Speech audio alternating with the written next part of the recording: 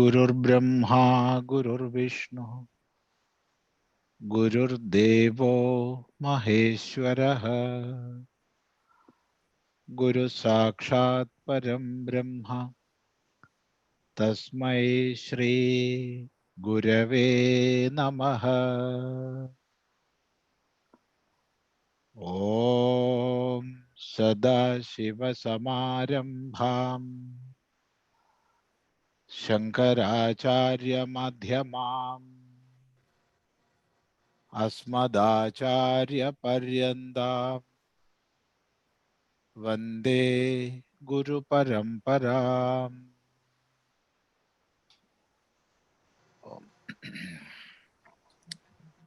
Namaste all.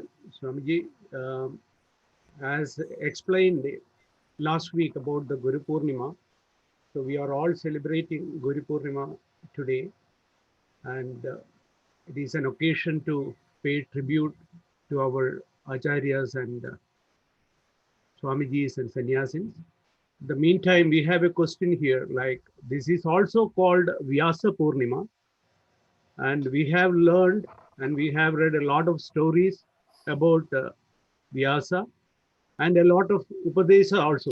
Some people are fortunate enough to read through all the stories and all the Upadesas. But in general, if you want to take out the three most important things or an advice from Vyasa to whole community like us, what could be those three important things Vyasa might have told us to do? He might have told many things, but the question was, what could be the most important three things from a Vyasa stories or a life and from the condensed version of the Upadesa?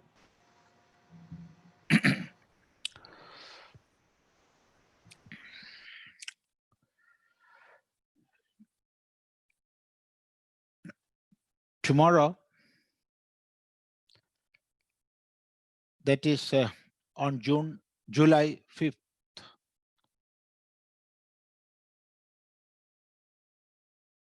we are worshipfully observing Guru Poornima.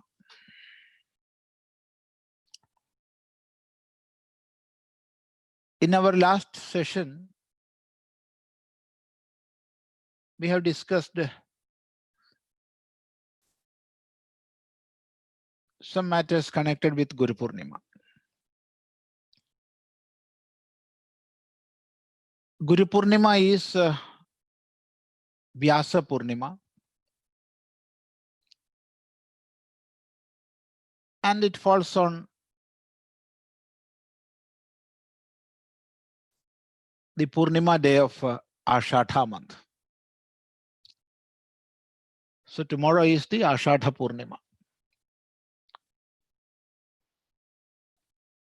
Before entering to the subject matter, or before answering your question, let us remember this much. Poornima is the state of fullness, the state of being full. That is Poornima.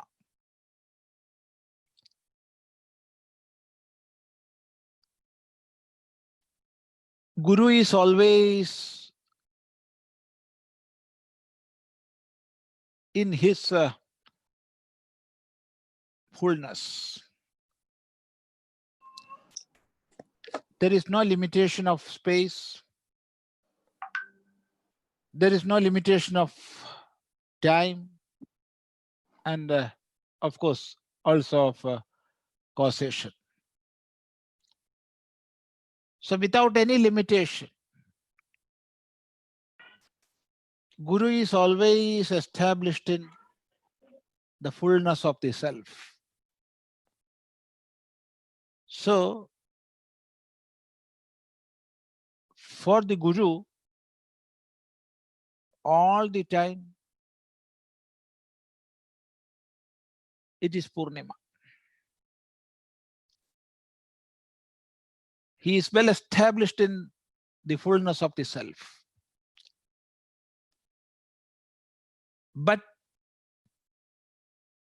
from the mundane plane, we are observing and of course worshipping our gurus, our tradition, our lineage. When it started, we do not know.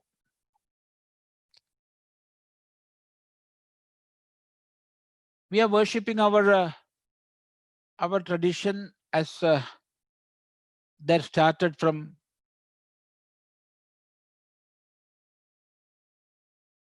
Bhagavan himself. Sadashiva Samarambha or Narayana Samarambha. That is the concept we are having about our Guru Parampara. So it is beginningless. It is beginningless. And if we go and observe Vedas, right from Samhita, Brahmana, Aranyaka, and Upanishads, or other explanatory texts like Itihasas and Puranas, and other Dharma Shastras,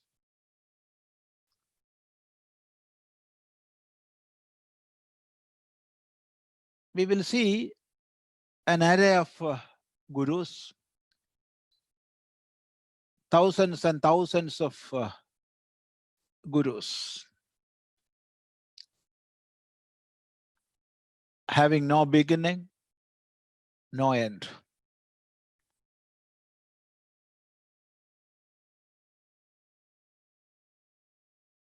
That came from time immemorial.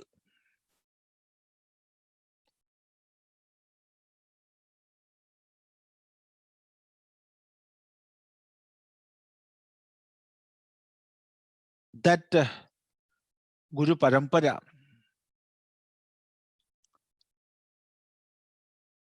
with thousands and thousands of acharyas,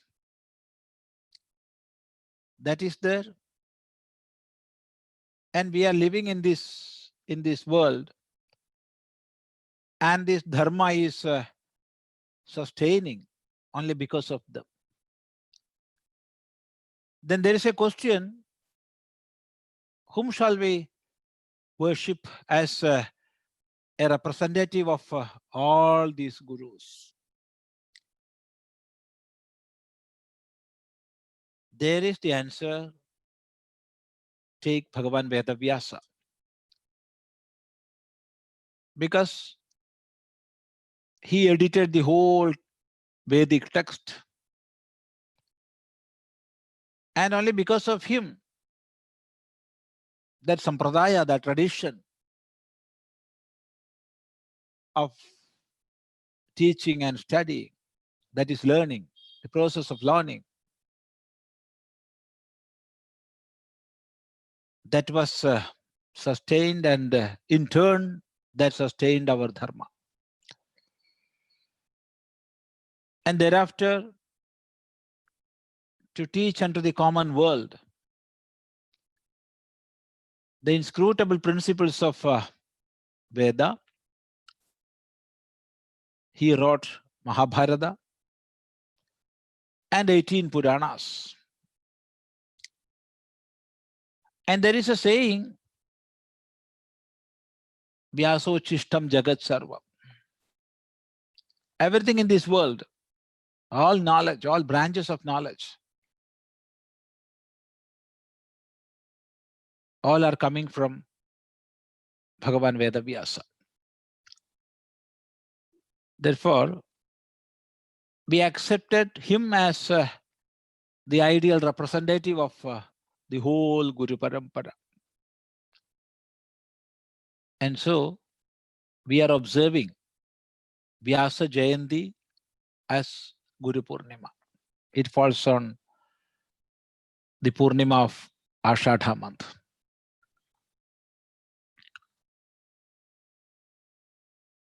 So the question is, if the whole teaching of Bhagavan Vedavyasa be summarized into 3 divisions, what it would be?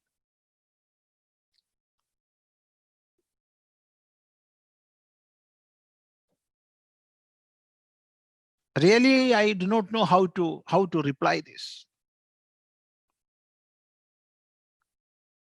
because what Vyasa taught, it is in front of us like an ocean,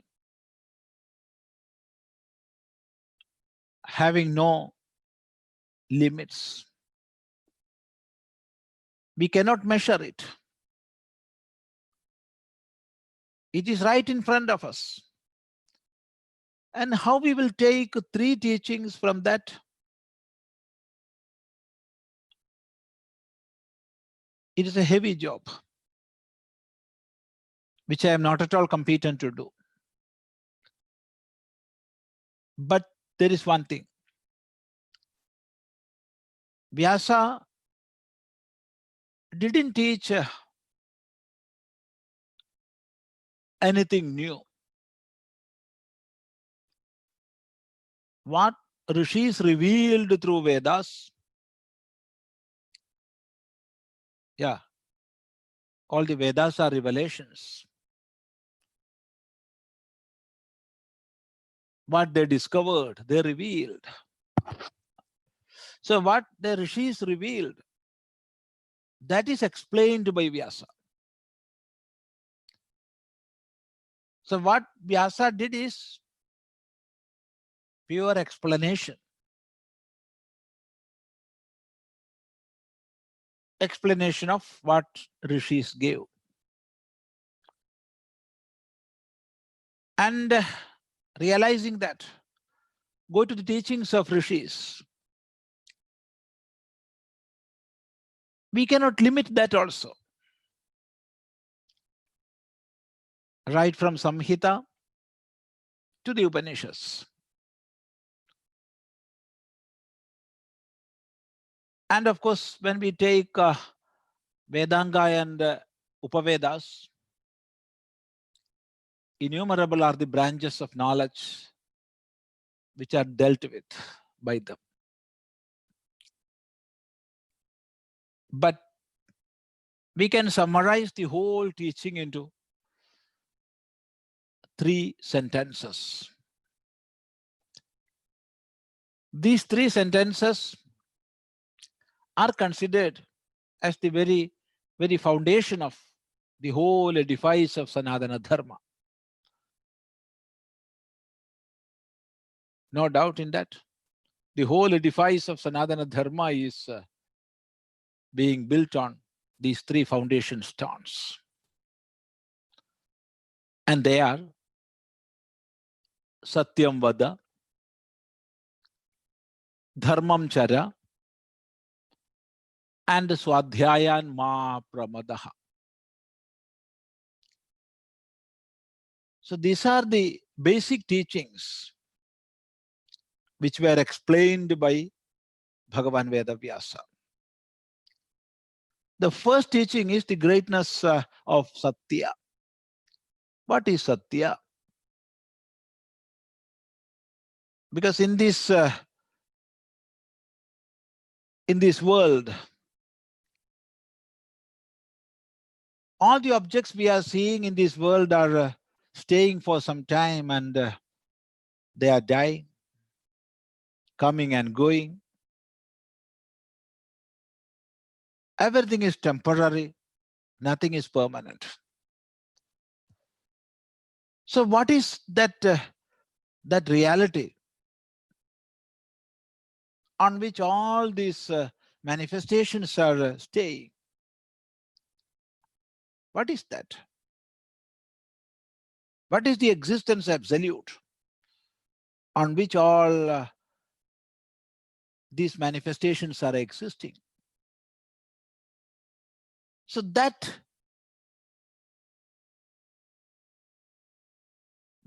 is the first topic.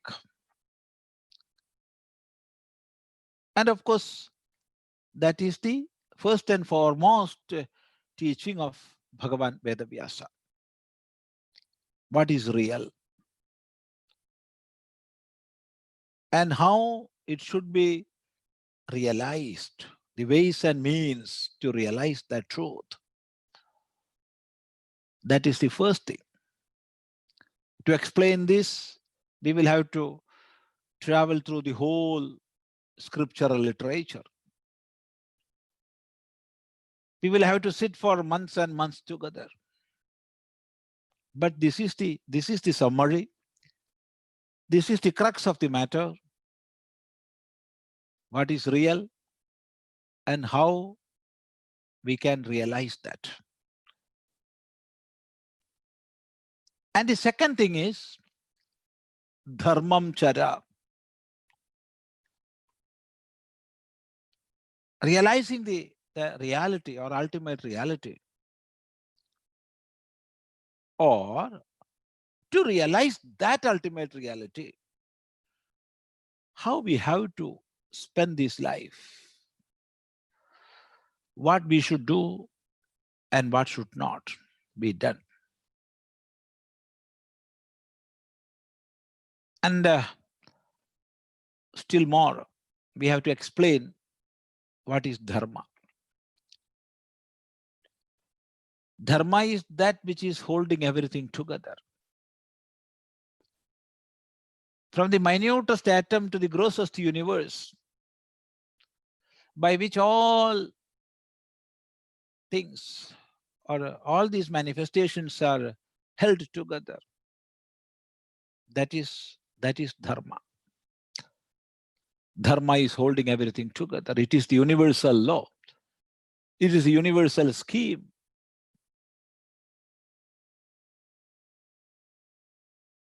And teaching connected with that. What it is, how it should be observed, what are the hurdles in that observation, how we can overcome those hurdles. All these matters. Of course, with the help of many biographies, many stories, Bhagavan Vedavyasa explained this aspect. And the third is Swadhyayanma Pramadaha. That is to realize this ultimate reality and to lead a life of dharma. Lead a life in consonance with the universal scheme. For both these, we must have knowledge. So acquire that. And after acquiring, disseminate that. So acquiring and disseminating of knowledge, that is Swadhyaya. This aspect, Vyasa Bhagavan explained very much. So these three aspects or these three teachings, if we analyze the whole Vedic literature,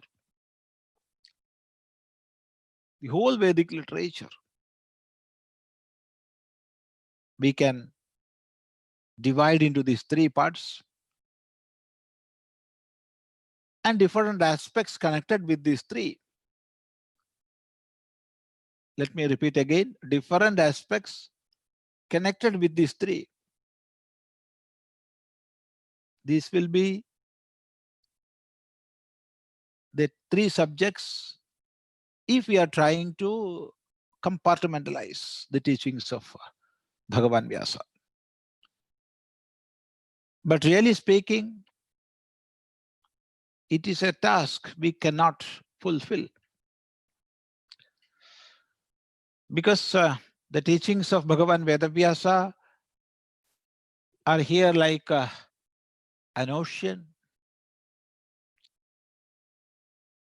Deeper we go, still deeper it is. And the limits we cannot find out.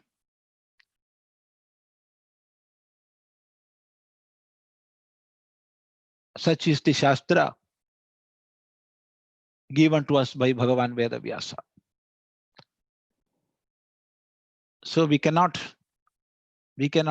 take and show three main teachings. But if we are trying, as far as I can, these are the three teachings. Namaste. And let me deviate a little from this question and answer session.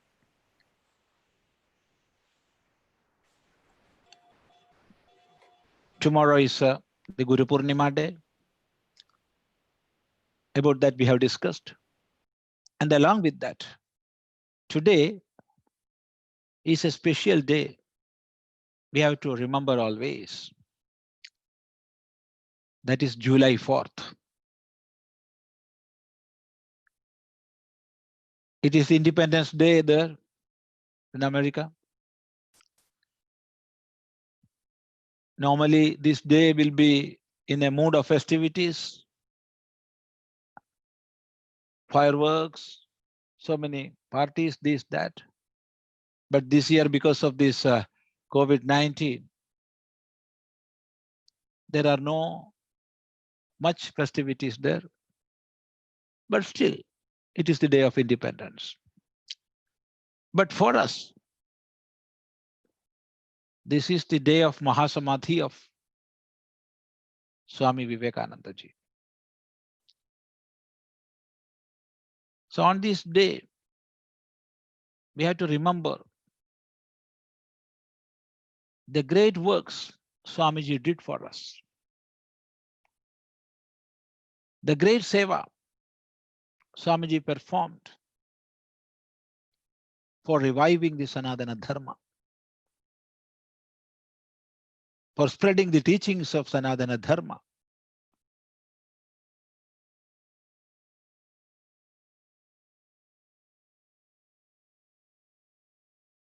That great work, we have to remember that. And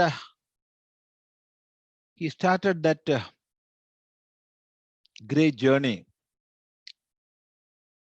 from Chicago. And the works he did in 9 years, that is from 1893, September 11, that was the starting date, 11th September 1893. That was the date on which Swamiji delivered his first ever public talk in the Parliament of Religions in Chicago. And that journey, physically it ended on 4th of July 1902.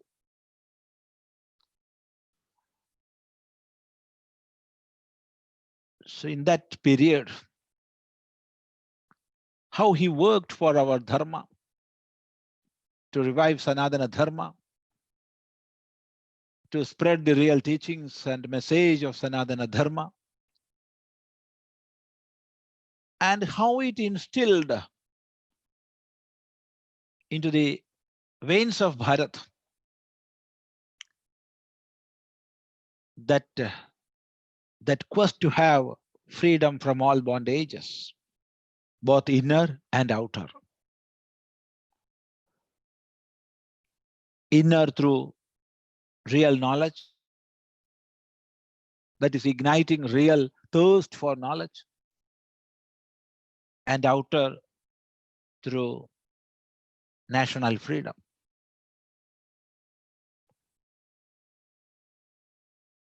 It ignited many minds to submit themselves for the freedom movement. The message of Bharat was taken to the whole world, first throughout America, and then main parts of Europe.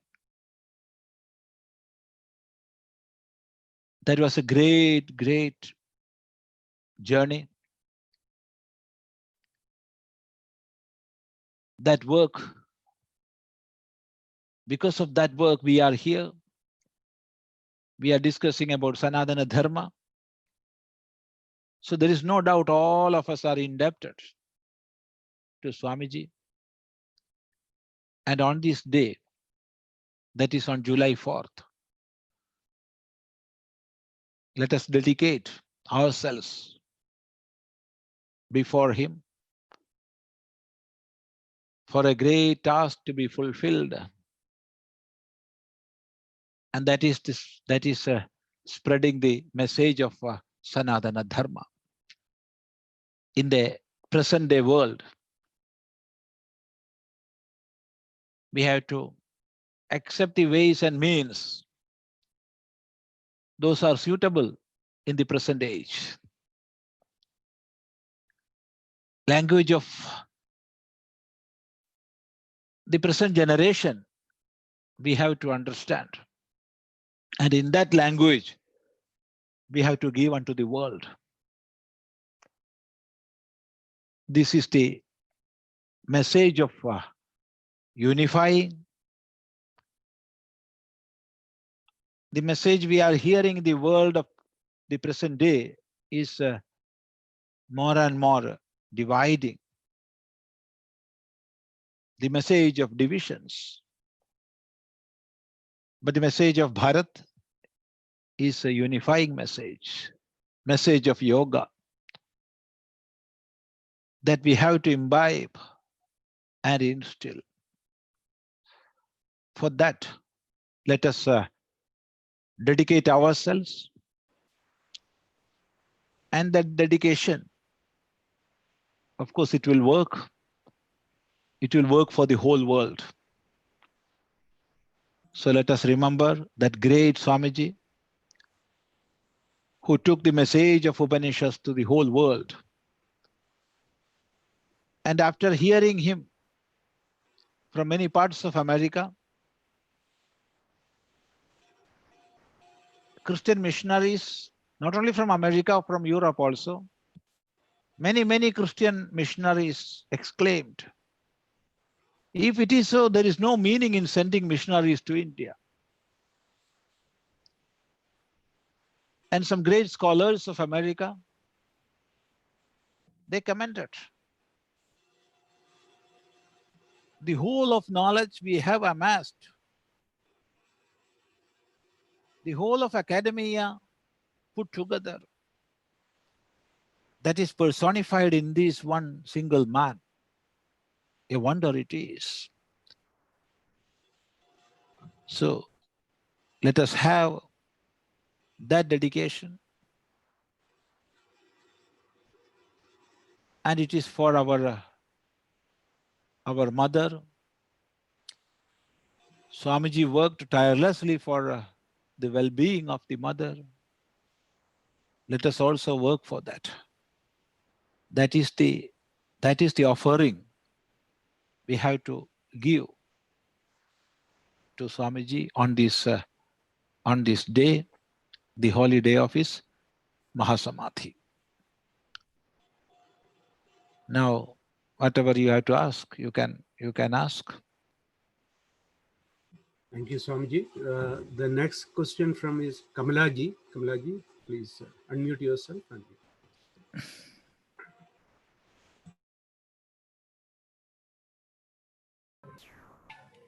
Swamiji, pranam. Namaste, namaste.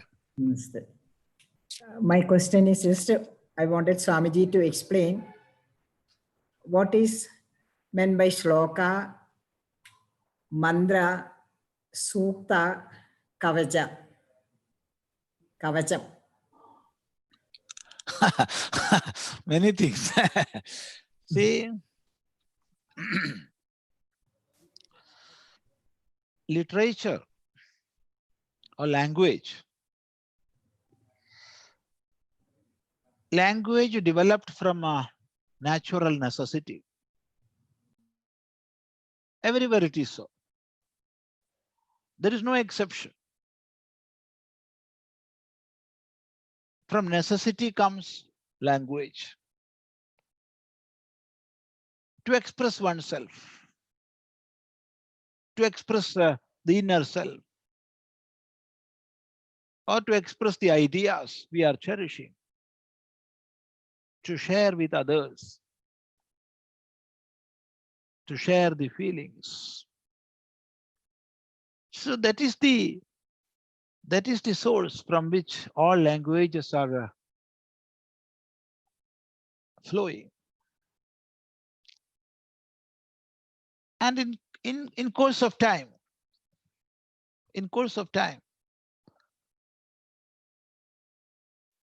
with constant usage, such expertise came, and with that, we were in a position to make use of language in different ways so as to penetrate to the hearts of others. So there is a common prose style, and of course shlokas came into existence in later days. From Ramayana, we can realize this fact that shlokas came in later days, because the first ever shloka,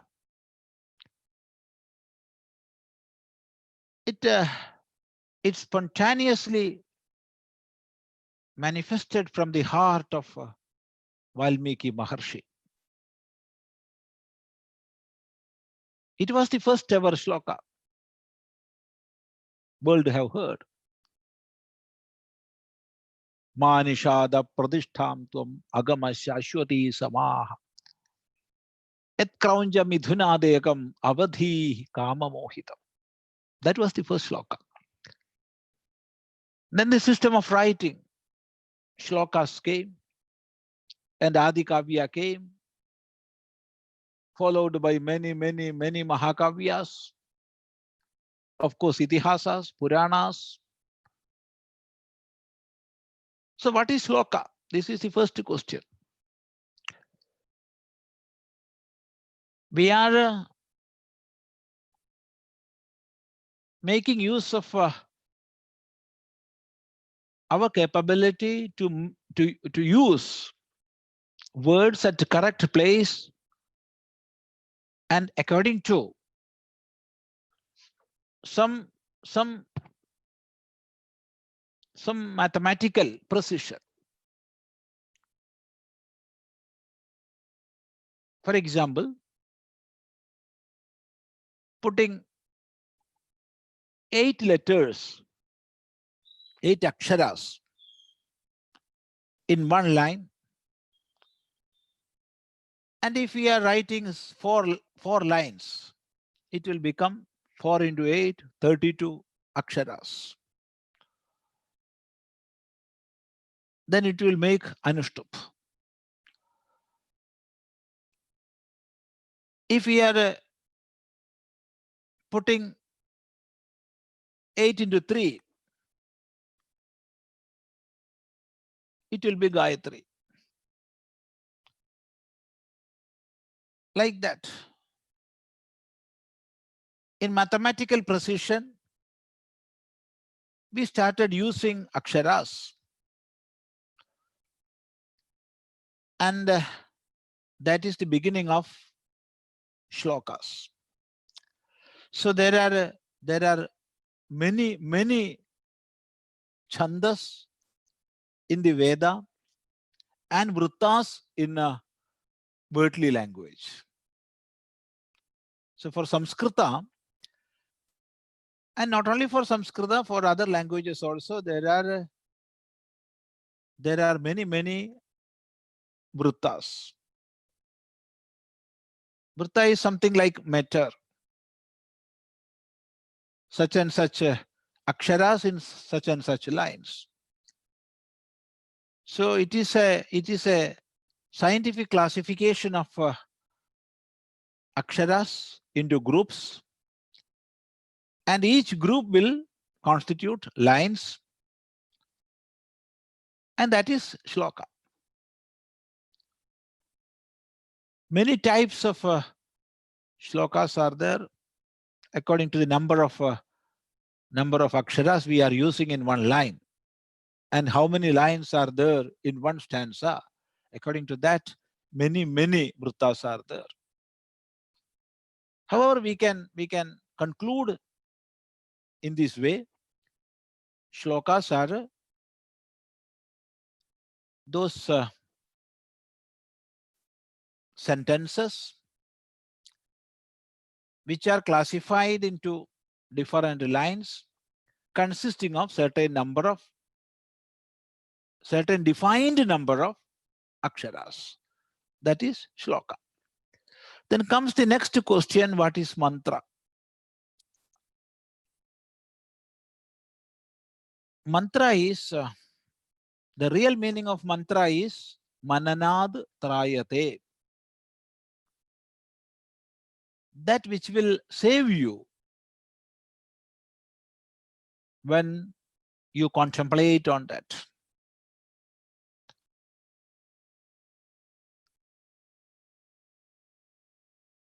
That which saves us when we contemplate, that is mantra. Mananad trayate.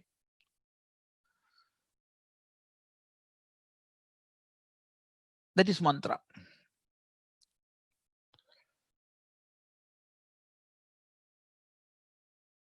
So all teachings, all advices, all are mantras.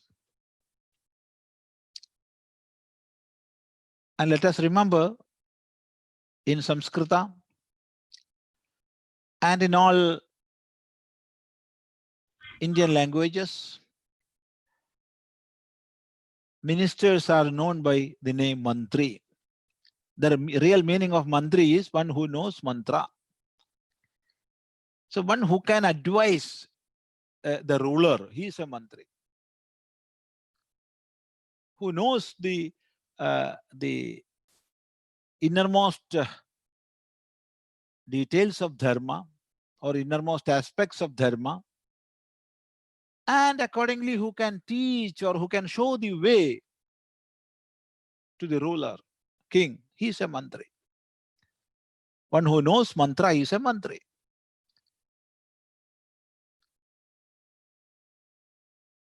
But really speaking, when we say mantra, we are meaning those teachings which rishis gave us.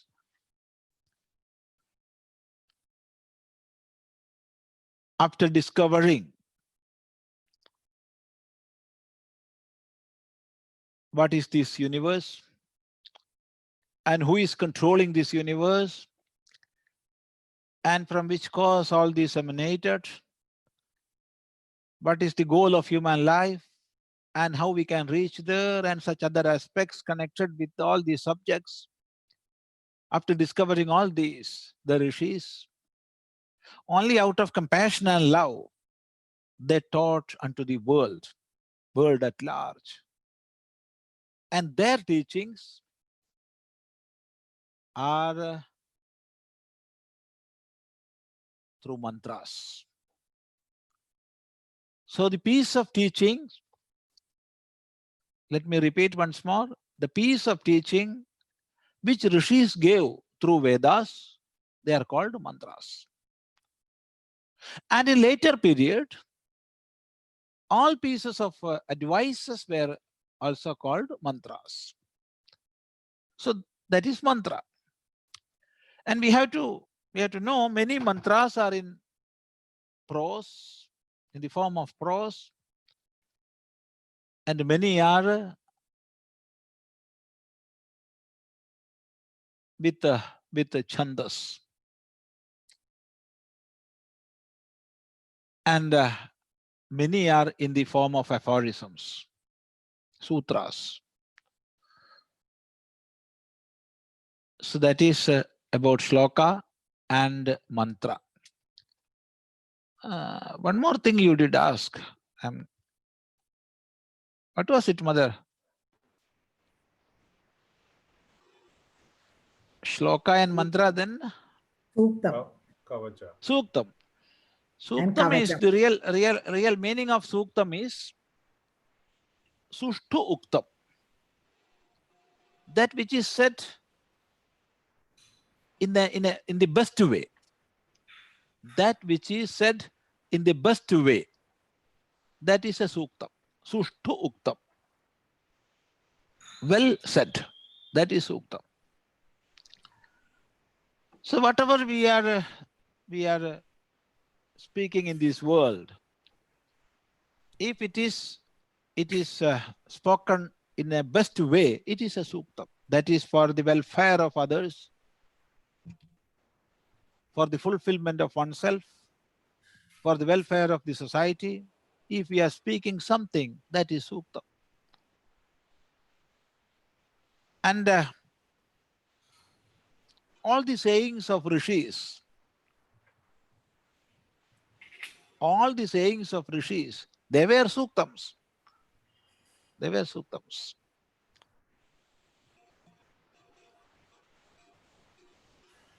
And there is a special type of another structure or another formation, that is sutram.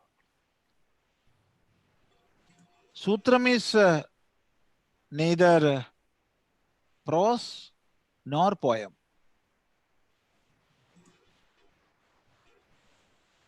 It is a special type of construction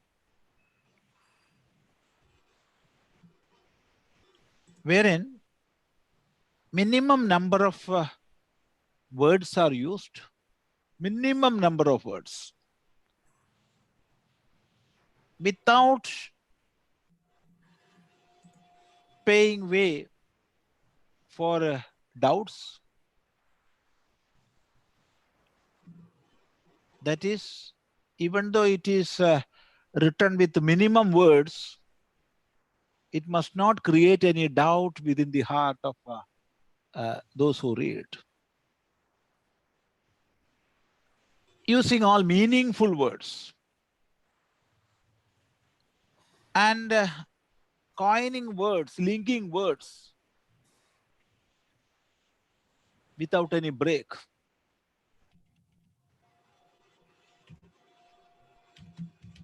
And avoiding all meaningless words or shabdas.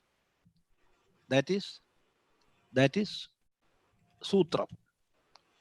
Alpaksharam, asannigdham, saravad, vishyato astobham, anavadyam cha. And it must give a great message, anavadyam. Then it will become a sutra. That is another type of writing.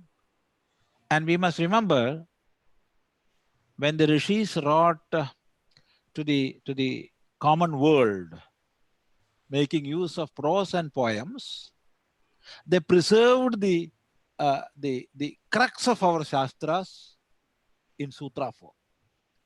Because the sutra form,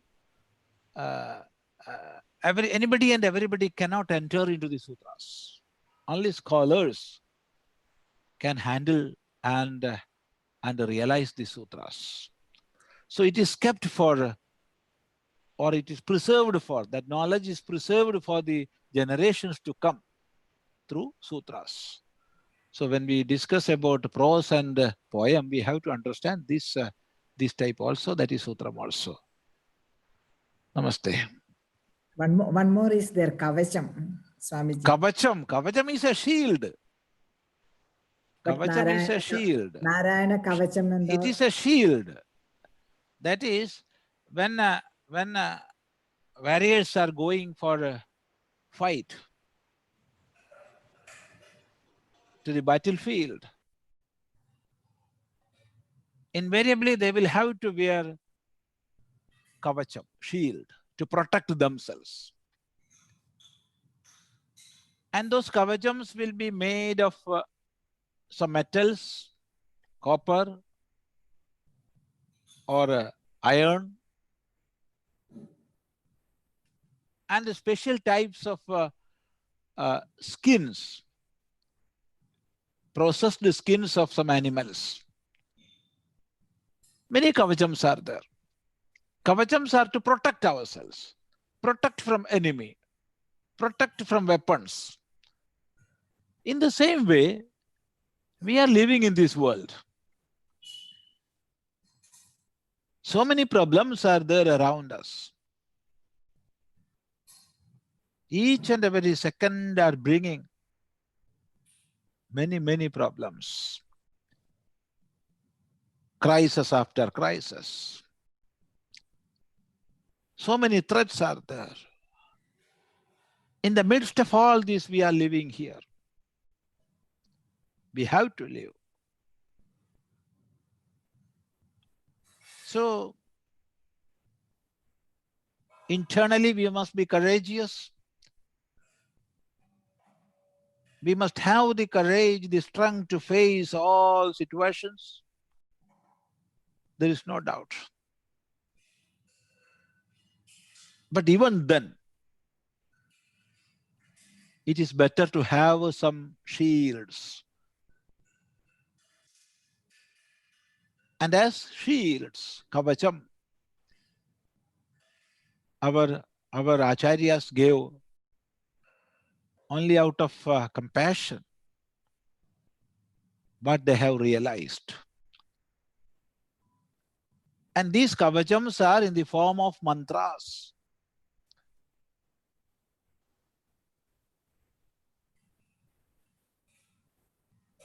Through these mantras, we are propitiating devatas, and those devatas are protecting us. So to have protection, there are many kavachams, many shields. Just like the shield of a warrior, a soldier in a battlefield, we must wear such kavachams. For example, Vishnu kavacham, Narayana kavacham, many Devi kavachams are there. Subramanya kavacham is there. So this kavacham, simply chanting some mantras will not make kavacham. We must make it a kavacham through repeated practice. Chanting. Then that mantra devata will come and protect the worshipper. Mantra devata will be there with you. There is no doubt in that. How it is happening, we cannot explain, but it happens. In the practical life, it happens. There will be a shield of protection always with you. That is kavacham. So, chant kavachams. Daily we can chant. with that much devotion and dedication, that much faith, then Kavachams will protect you. There is no doubt in that. Namaste.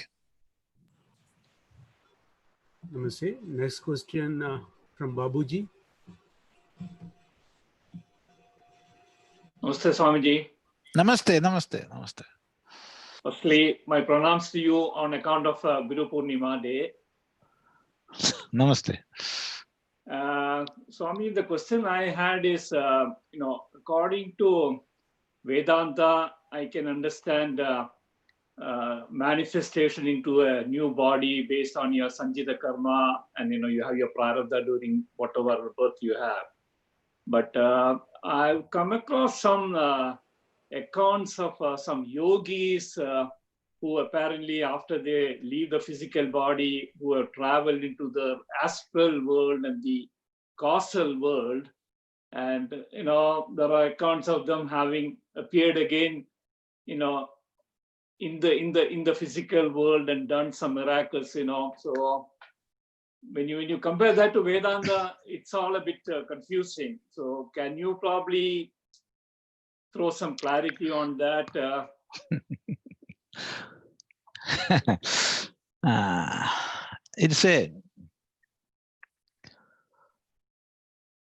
It's a topic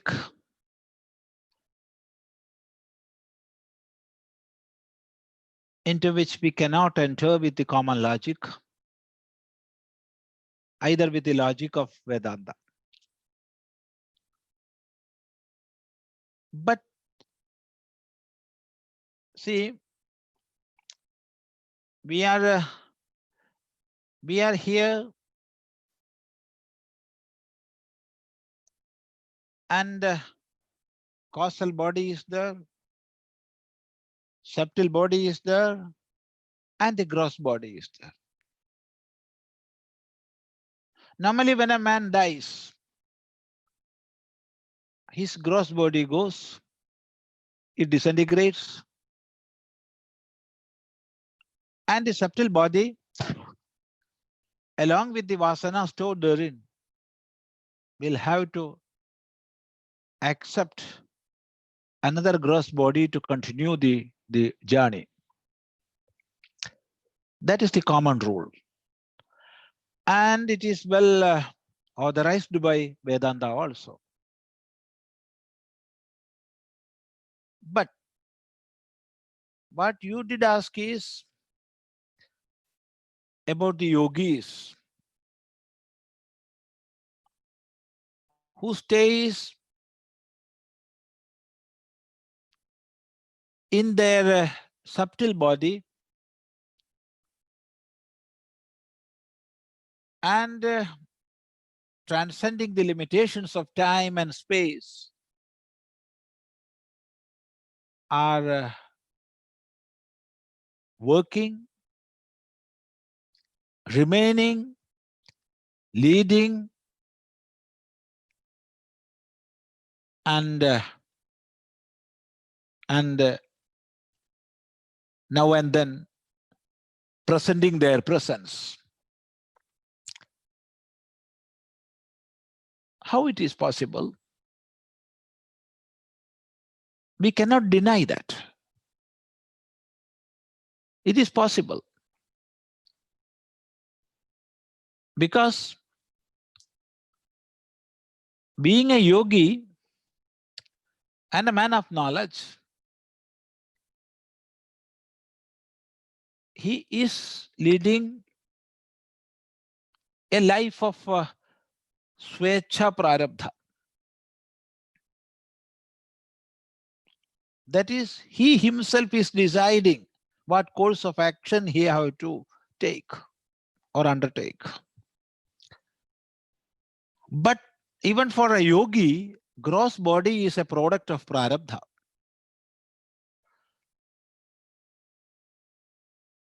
There is no other way than to follow the rule of Prarabdha. So when Prarabdha ends, The gross body must go. It will go. But being a man of fulfillment and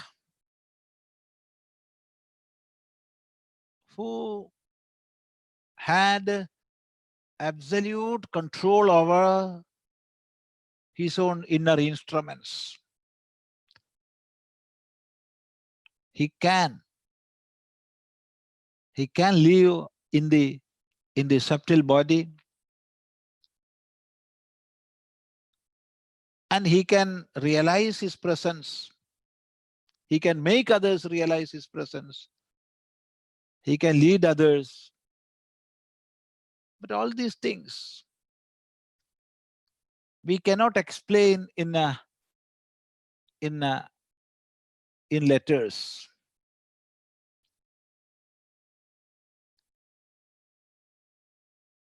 Because everything is possible for a yogi. Because he has transcended the limitations of time, space, and causation. It is true. It is there. And real help from such great personalities we will get in this life also, if we are that much dedicated to one goal. There is no doubt in that. But at the same time, we cannot explain in words, because it is above the realm of word. Then some may criticize this. You are speaking some sort of nonsense, because what you cannot substantiate with the logic, proof, then what you are speaking is utter nonsense. The reply is, yes, this is or this may be nonsense according to your sense. But as far as I know, there is something which you cannot compartmentalize and contain within your sense.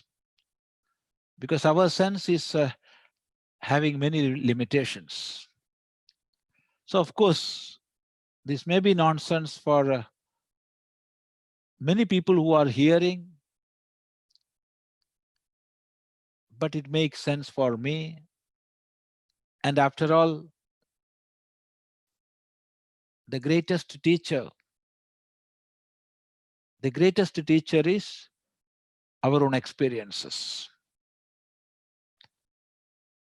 Then here also some criticisms may come. Oh Swami, what you are thinking, as the help came from such a yogi,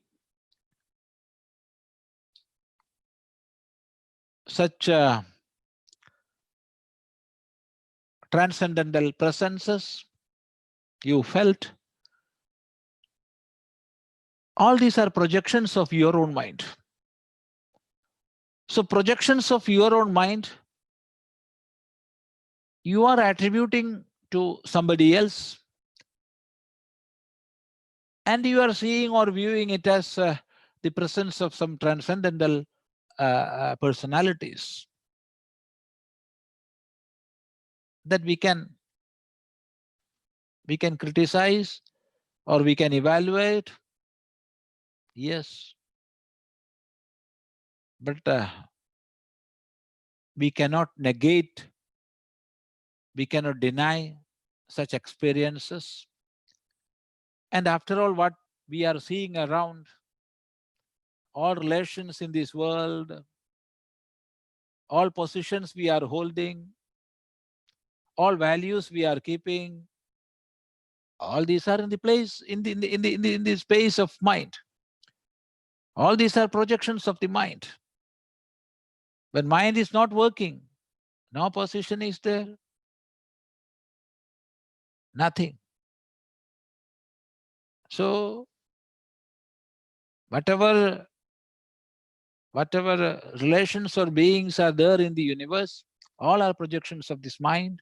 And of course, if it is a projection of mind, it is also acceptable in that sense. But we cannot explain in words. That is the answer.